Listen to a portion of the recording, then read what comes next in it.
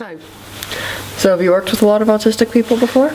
I have worked with a lot of autistic people. It's something that's really dear to me to work with autistic people more, because my son's autistic, and I have some autistic friends, and I've run projects for kids with autism, and I have lots of plans to do future projects for kids with autism, drama projects and film projects to help encourage kids on the spectrum to communicate who they are, but on their own terms, what makes them tick, what makes them special.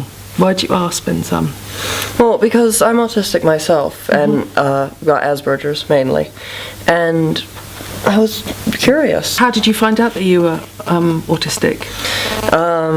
Well, when I was really, really young, my mother always thought that I was just sort of weird, and she never really knew about any of that stuff. Yeah. But my mother started looking at the traits of what I was doing, and it's almost odd how exactly the traits are. For example, how kids play with cars. Most kids would race them. I would build them up in huge lines that would go across the entire my son used to do that as well. Yeah, the entire living room, and then I'd call it traffic line. Or when I had blocks, I would build towers that literally went up to the ceiling. Yeah. Because she got so many blocks for me. And I'd just go ham. I'd start pulling up tables so that I could get on it and start building higher and higher. How do you define your own traits as an autistic person? Well, I'd say I'm a very philosophical person, almost. I have almost gone through following most of my own beliefs that have been built on pretty much seeing the beliefs of those around me, almost. I'm a very accepting person. Stuff like that. That is my experience of people on the spectrum. Is they're accepting because they need acceptance so badly, and they might not have experienced Have you experienced how the alienation and finding it hard to fit in? Yes, I've had a lot of rejection from society. Really? Because why do you think? Maybe because I'm just too difficult to deal with. Why do you think that is? What makes you, do you think, difficult to deal with? What would you like from people that you're not getting?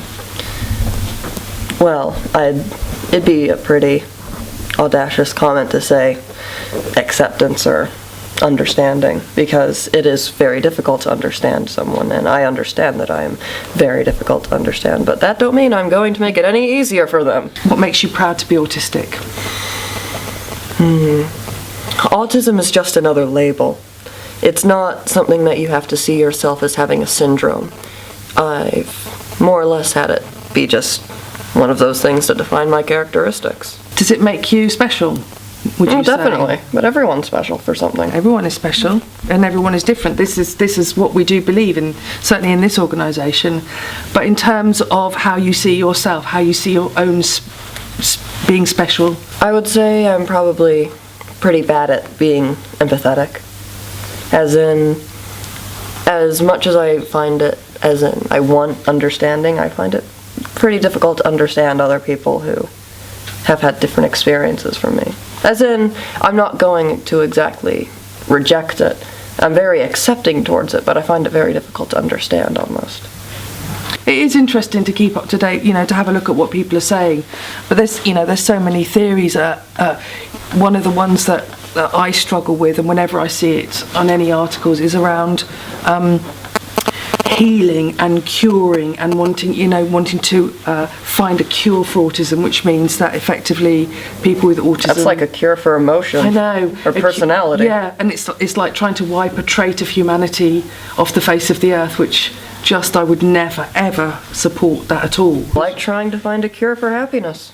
It's just another We don't want a cure for happiness. We want more happiness in the world. For World Autism Awareness Day, what would your manifesto be? If you look at the camera and you give a manifesto to the rest of the world, Spencer's manifesto for autism, what would you like? To be yourself, to not necessarily look at it as a disease or a mental illness. It's just another trait.